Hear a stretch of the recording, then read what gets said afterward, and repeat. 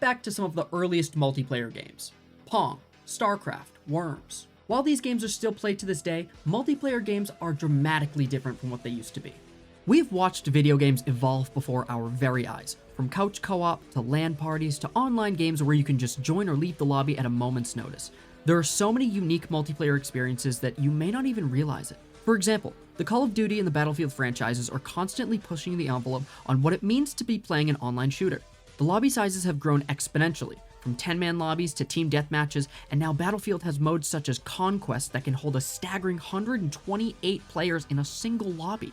These aren't the only games guilty of fluctuating lobby sizes though. On the other hand, we've recently seen Overwatch decrease its lobby size from teams of 6 to 5, which has shaken up both its casual and competitive scenes. Games like Overwatch, Valorant, and Counter-Strike are a great example of another multiplayer experience, the team shooter. These games are much more similar than you may think, but at the same time, they couldn't be more different thanks to their unique art styles, mechanics, and immersions.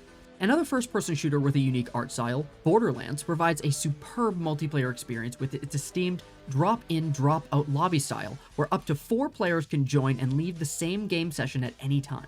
For example, a boss may be level 20 with only 1 player in the lobby, but level 35 if there are 4 players in the lobby. Now, enough with the first-person shooters. I want to talk about fighting games. Most fighting games, such as Street Fighter, Guilty Gear, and even Dragon Ball FighterZ, have a ranking system where you can enter a matchmaking queue and you're pitted against other players around your skill level. This is called a number of different names, such as MMR or ELO.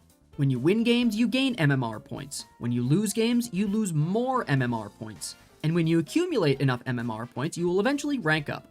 These ranks usually go something along the lines of Bronze, Silver, Gold, Platinum, Master, and Grandmaster, etc. There are plenty of games that use MMR nowadays. Super Smash Bros. Melee is 21 years old and the community just modded in a ranked system similar to this. I actually just made a video on it, you should check it out once you're done watching this.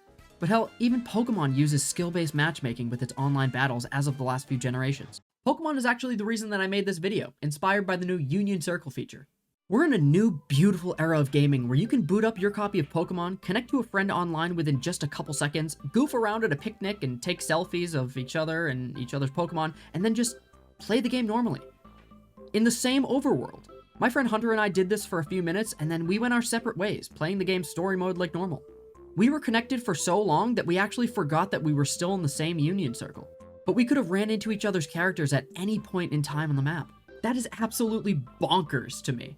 I want to circle back towards this towards the end of the video, but for now, let's talk about other ways Pokemon has innovated multiplayer experiences.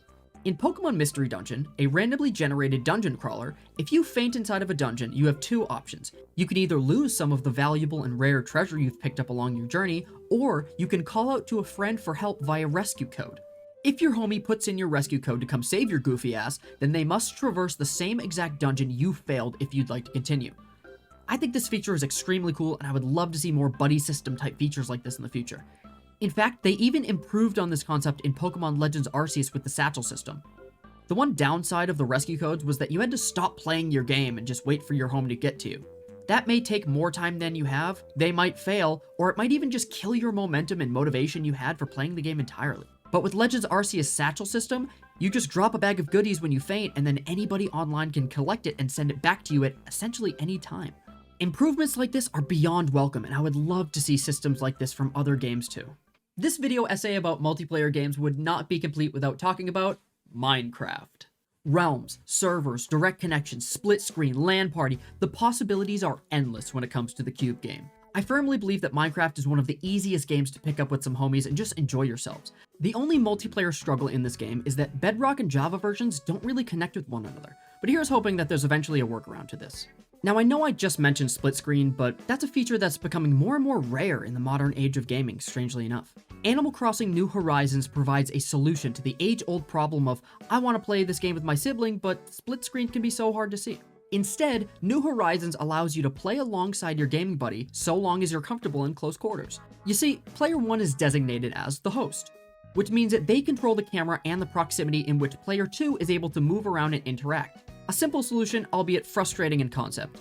This requires constant communication and patience, as the target audience of younger children may want to run off and do different things at a moment's notice.